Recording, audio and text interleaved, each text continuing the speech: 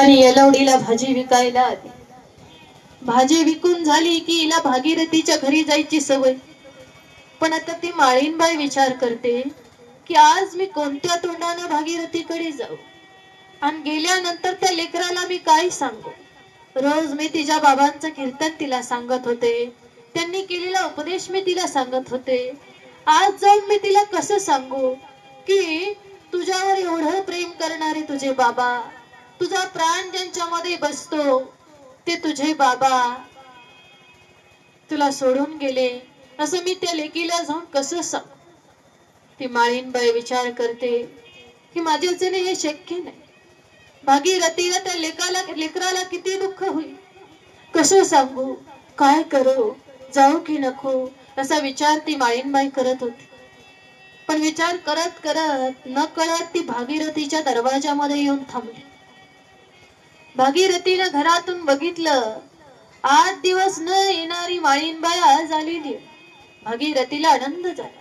पळत पळत आली अशी त्या माळीनबाईला म्हणू लागली, का हो माळीनबाई, कुठं गेला होता 8 दिवस, का म्हणून आला नव्हता माळीनबाई, बोला ना माळीनबाई, तुम्ही माझ्याशी का बोलत नाही, माझं काय चुकलं का हो माळीनबाई, सांगा ना माळीनबाई. अहो मला माझ्या बाबांचं कीर्तन ऐकायचं होतं, त्यांनी केलेला उपदेश ऐकायचा होता, तुम्ही एवढे दिवस का म्हणून आला नाही, कुठं गेला होता, सांगा ना माळीनबाई, बोला ना माझ्याशी, का म्हणून बोलत. तर माळीनबाईला काय बोलावं आणि काय बोलू नये असं झालं. पुन्हा ती गप्पच. भागीरथी पुन्हा म्हणते, माळीनबाई खरंच माझं काय चुकलंय का, चुकलं असलं तर मला माफ करा, माझी चुकी मला सांगा हो, मी माझी चुकी सुधारायला तयार आहे, पण तुम्ही माझ्याशी बोला ना, मला माझ्या बाबांचं कीर्तन सांगा ना, माझे बाबा कसे आहेत सांगा ना, मला त्यांनी केलेला उपदेश सांगा ना माळीनबाई, बोला ना माळीनबाई, तुम्ही का माझ्याशी बोलत नाही, खरंच माझं काय चुकलंय का.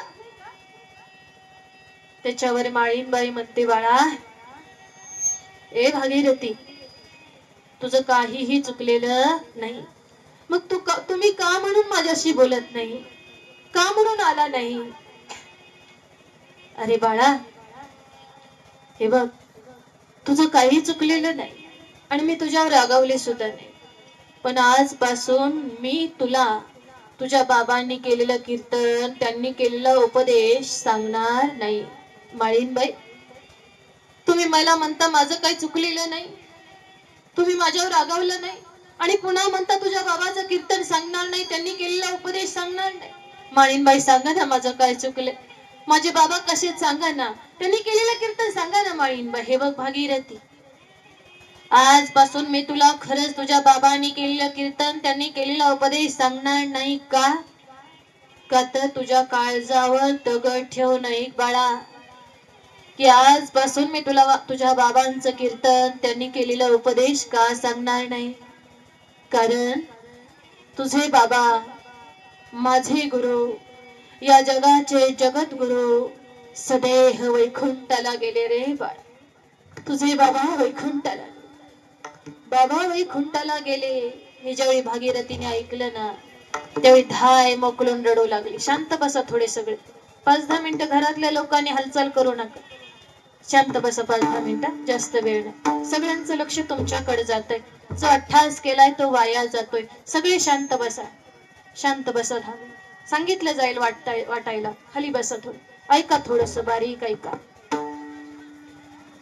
आपले बाबा आपल्याला सोडून वैकुंठाला गेले. हे ज्यावेळी भागीरथीने ऐकलं ना, माई बापा धाय मोकलून रडू लागले, जोर जोरामध्ये रडू लागले आणि म्हणू लागली की माझे बाबा मला न सांगता काही गोष्ट करत नव्हते, आज माझे बाबा मला सोडून वैकुंठाला कसे काय गेले.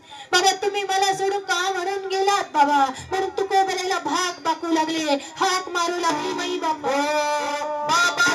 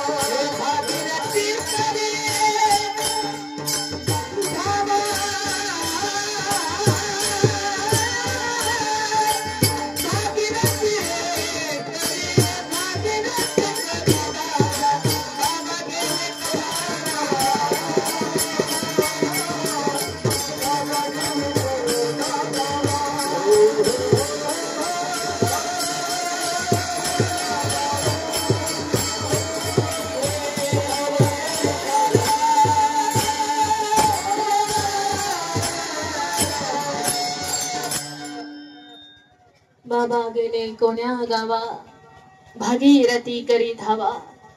भागीरथी तुकोबरायांचा धावा करू लागली. आपल्या बाबांना हाक मारू लागली माई बापा. आणि भागीरथीनं इथं मारलेली हाक तुकोबरायला वैकुंठामध्ये ऐकायला. तुम्ही म्हणाल ताई हे कसं शक्य? इथं मारलेली हाक वैकुंठामध्ये कशी ऐकायला जाऊ शकते?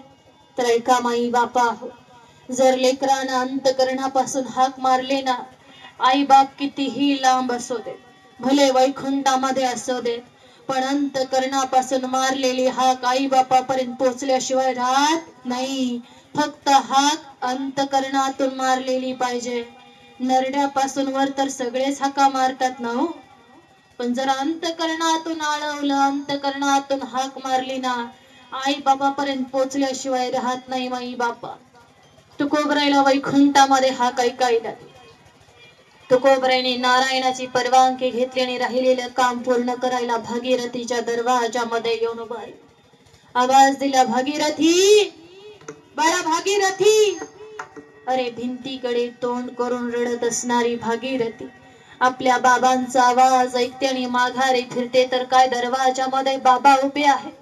पळत जाते असे तुकोबरायला घट्ट मिठी मारते आणि रडत रडत तुकोबरायला बोलू लागते की बाबा, बाबा तुम्ही मला न सांगता कसे काय गेला बाबा? बाबा मी आता इथं कशी राहू बाबा? तुमच्याशिवाय मला इथं राहावत नाही बाबा. मी कुणासाठी राहू बाबा? कुणासाठी जगू बाबा? मला इथं राहायचं नाही बाबा. बाबा तुम्ही मला न सांगता काही करत नव्हता बाबा. आज तुम्ही मला सोडून कसं गेलात बाबा? बाबा मलाही तुमच्यावर घेऊन चला ना बाबा. मला इथं राहायचं नाही बाबा. मी कुणासाठी राहू? का कशासाठी राहू बाबा? माझे हट्ट कोण पुरवणार बाबा? माझे लाड कोण पुरवणार बाबा? बाबा सांगा ना बाबा, माझं ऐका ना बाबा. तुम्ही मला घेऊन चला बाबा. आता मला इथं राहायचं नाही बाबा. तुम्ही नाही ना, माझ्यासाठी इथं काही नाही. मला तुमच्यावर यायचंय बाबा. मला इथं राहायचं नाही. चला ना बाबा. तुकोबराय भागीरथीच्या डोक्यावरून हात फिरवतात आणि भागीरथीला समजावून सांगतात की भागीरथी, माझी वेळ आली होती म्हणून मी गेलो. उद्या तुझी वेळ आल्यावर तूही येणार आहे. इथं जन्माला आलेला प्रत्येक जणच पुन्हा माघारी जाणार आहे.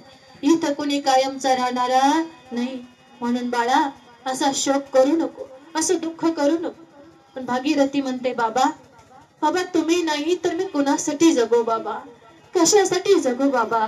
मला नाही इथं राहायचं बाबा, नाही राहायचं. त्यावेळी तिच्या लक्षात येतं की तुकोबराय तिच्या घरी आले. म्हणून ती तुकोबरायला म्हणते, बाबा बाबा आलाय तर बसा ना बाबा. बाबा आलाय तर बसा ना. मी तुमच्यासाठी गोडधोड स्वयंपाक बनवते बाबा. तुमच्या आवडीचं जेवायला बनवते बाबा. बाबा बसा ना. त्यावेळी तुकोबराय भागीरथीला म्हणतात, बाळा तू माझ्यासाठी गोडधोड स्वयंपाक बनवशील खरं, माझ्या आवडीचं जेवायचं बनवशील खरं, पण बाळा ए भागीरथी, आता तू केलेला स्वयंपाक, थांबा हलवू नका दादा, हलवू नका, थांबा ना 5 मिनिटं, थांबा ना 5 मिनिटं, 5 मिनिटं थांबा, कुणी बोलू नका, 5 मिनिटं थांबा. नुसता फोटोवर न ठेवायचाय खाली, 5 मिनिटं. एवढा महाराजांनी ताण काढलेला असतो, सगळं जातो.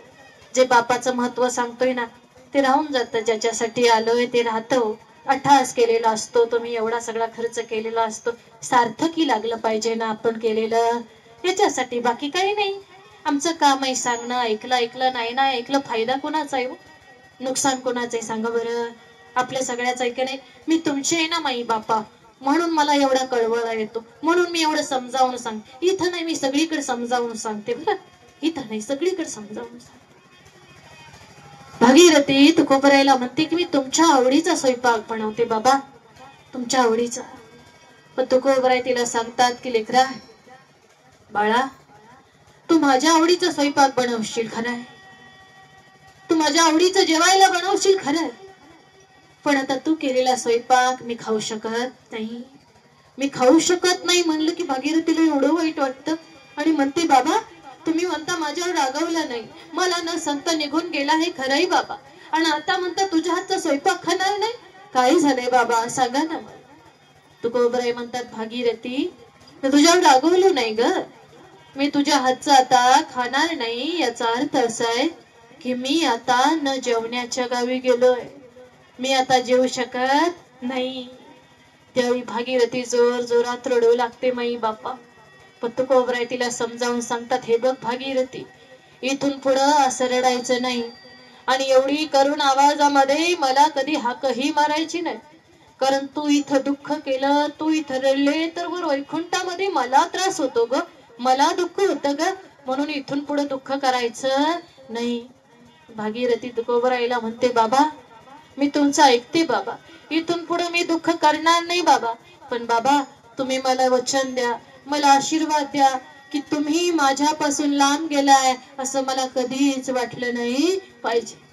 त्याच ठिकाणी तुकोबराय भागीरथीला आशीर्वाद देतात आणि पुन्हा वैकुंठ गमन करतात. पण तुकोबरायांच्या त्या आशीर्वादानं भागीरथीचं जीवन कृतकृत्य होतं माई बापा. हा भागीरथीचा आणि तुकोबरायांचा दृष्टांत म्हणजे हृदयस्पर्शी दृष्टांत.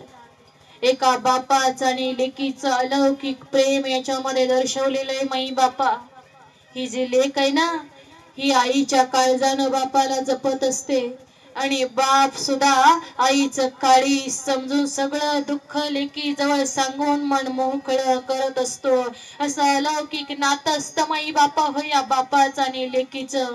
म्हणून आमच्याकडे म्हण पडली की बापाचा लेकापेक्षा लेकीवर जरा जास्त जीव असतो. कारण एका लेकीसाठी एका बापाला वैकुंठावर यावं लागलं. त्यांचं नाव आहे जगद्गुरु तुकोबराय. ही जगद्गुरु तुकोबरायने आम्हाला समजावून सांगितलं माई बापा. या बापाचं आपल्या लेकीवर एवढं प्रेम आहे, आपल्या परिवारावर एवढं प्रेम आहे. या बापाच्या पुण्यामुळेच त्या परिवाराचा उद्धार होत असतो, त्या वंशाचा उद्धार होत असतो. आता बापाविषयी सांगायला भरपूर आहे, फक्त वेळ झाली म्हणून उरकत घ्यावं लागतं माई बापा. कधी कधी आम्हाला वाटतं बघा की आमचे बाबा रडत नाहीत, आमच्या बाबाला दुःख होत नाही, आमच्या बाबाला त्रास होत नाही, त्यांच्या डोळ्यामध्ये अश्रू येत नाहीत. पण ध्यानात ठेवा माई बापा की आमच्या बापाला जेवढं दुःख होतं ना तेवढं दुःख या जगामध्ये कोणालाच होत. पण आमचा बाप त्याला झालेलं दुःख अश्रूच्या रूपाने डोळ्यातून कधीच बाहेर टाकत नाही. कारण तो विचार करतो, मी जर अश्रू ढाळले आणि माझ्या परिवारानं बघितलं तर माझा परिवार हतबल होईल, माझ्या परिवाराला दुःख होईल. परिवाराला दुःख होऊ नये, बायका मुलाला दुःख होऊ नये म्हणून आमचा बाप अश्रू सुद्धा ढाळत नाही हो. सगळे अश्रू सगळं दुःख हृदयामध्ये दाबून ठेवतो आमचा बाप असतो. हा ध्यानात ठेवा माई बापा.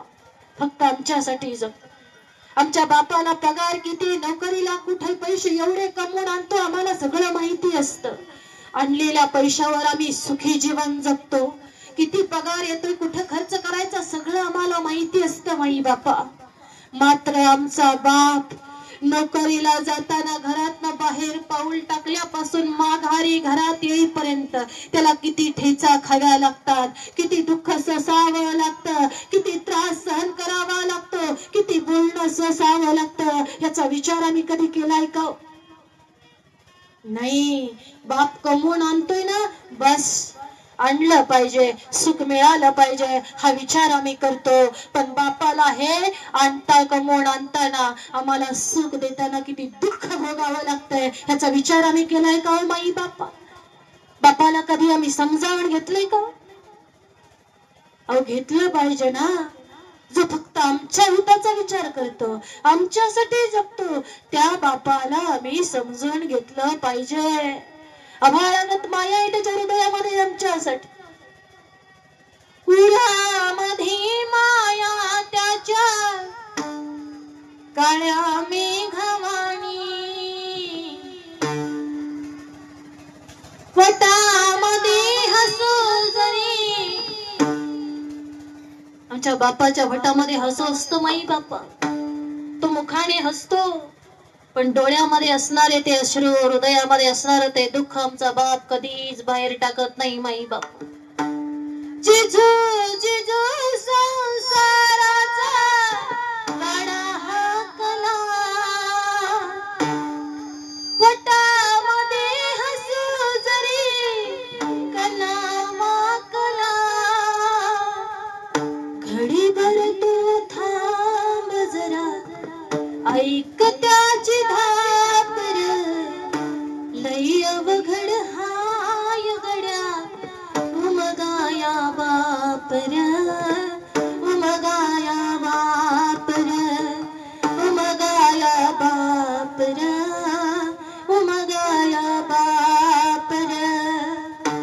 बापाला समजून घ्या माई बापा. त्याला समजून घेणं एवढं सोपं नाही, पण समजून घेण्याचा प्रयत्न करत चला. बाप कळल्याशिवाय राहणार. आता सांगायला भरपूर आहे, फक्त वेळ झालेली आहे. पण जाता जाता सांगून जाईन बाप कसा असतो सगळ्याच्या लक्षात.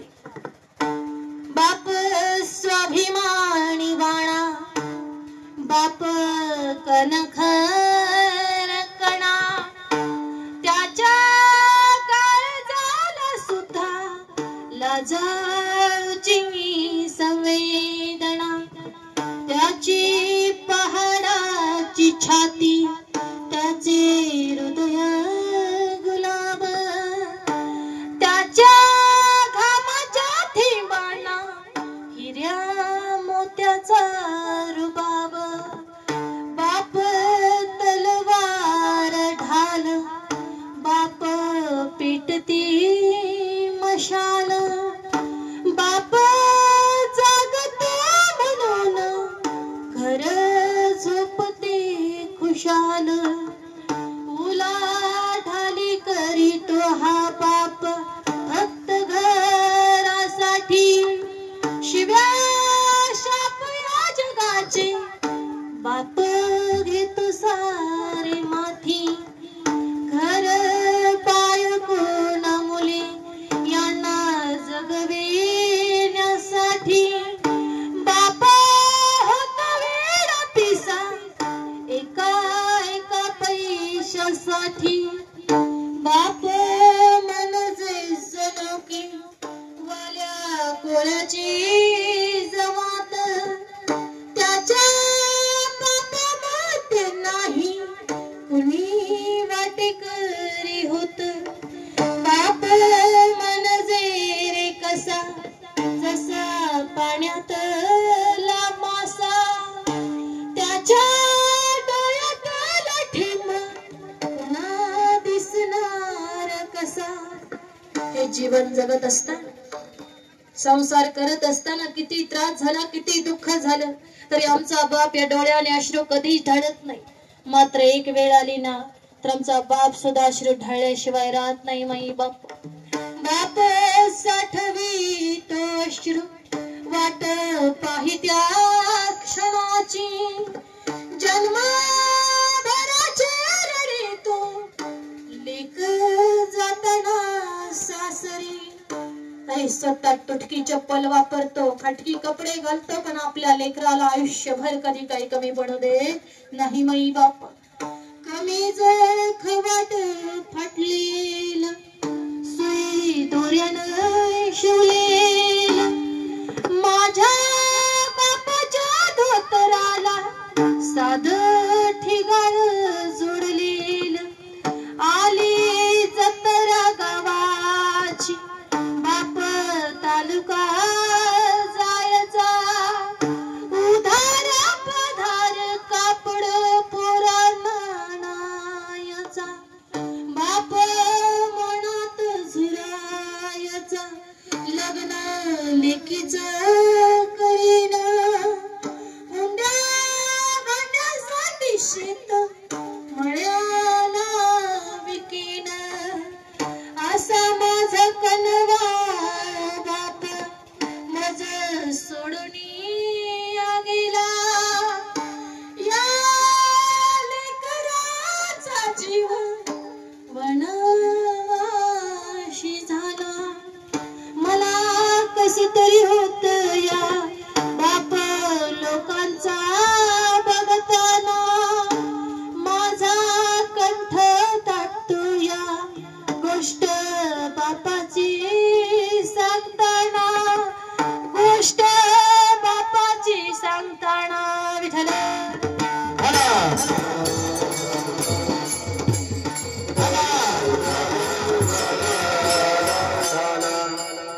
अशा प्रकारे आमच्या बापाची कीर्ती अगाध आहे माई बापा. पण सगळ्याला एकच विनंती, जोपर्यंत आमचे वडील आमची आई आमच्या जवळ आहे तोपर्यंत त्यांना जपा, तोपर्यंत त्यांचा आदर करा, तोपर्यंत त्यांच्यावर प्रेम करत चला, तोपर्यंत ते म्हणतात तसं वागण्याचा प्रयत्न करत चला. कारण आज बाबा गेलेत, उद्या आपण ही जाणार आहे. आज बाबाचा फोटो आहे, उद्या आपला असणार आहे. इथं जन्माला आलेला प्रत्येक जण जाणारे माई बापा, इथं कोणी कायमचा राहणारा नाही. मग सगळ्याला सांगणं एकच आहे, जोपर्यंत आहेत ना तोपर्यंत त्यांची सेवा करत चला, स्वतःच स्वधर्म कर्म साधत चला. जसं आज या गोरड परिवारानं या ठिकाणी साधलेलं आहे की त्यांनी आपल्या बाबाच्या श्राद्धानिमित्त पिंडदानाच्या विधीनिमित्त या ठिकाणी हरिकीर्तन करण्याचं आयोजन केलं, नियोजन केलं, सेवा करण्याची संधी आम्हाला दिली. म्हणून गोरड परिवारातील सर्व सदस्यांना या ठिकाणी मनापासून धन्यवाद. आमच्या शारदाताई इथं आहेत, त्यांनाही मनापासून धन्यवाद. आई बाप्पा केलेली सेवा भगवंताच्या चरणी अर्पण करते, सेवेला पूर्ण विराम देते. ज्ञानेश्वर.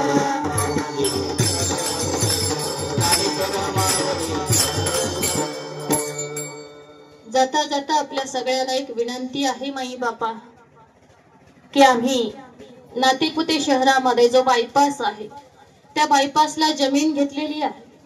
त्या ठिकाणी श्री सद्गुरु संत बाळूमामा वारकरी शिक्षण संस्था, मुली आणि मुलांची, शिवाय मामाच्या मंदिराचं काम चालू आहे. काम मोठं आहे, जबाबदारी मोठी आहे. म्हणून आपल्या सगळ्याला विनंती आहे की आपण संस्थेच्या कामासाठी मदत करू शकता. तुमच्या शक्तीनुसार, तुमच्या इच्छेनुसार तुम्ही फुल नाही फुलाची पाकळी संस्थेच्या कामाला मदत करू शकता. या संस्थेचं जर का वैशिष्ट्य सांगायचं झालं तर हे आहे की संस्थेमध्ये मुली आणि मुलांना उत्तम अशी राहण्याची सोय केली जाणार आहे. शिवाय त्यांचं शालेय शिक्षण, सांप्रदायिक शिक्षण उत्तम गुरुकडून त्यांना दिलं जाणार आहे. त्याचप्रमाणे त्यांच्या शरीर स्वास्थ्याची काळजी घेतली जाणार आहे. या लेकरांना उत्तम आहार दिला जाणार आहे. आहारामध्ये गावरान गाईचं दूध आणि बदामापासून बनवली जाणारी थंडाई या लेकरांना देण्यात येणार आहे.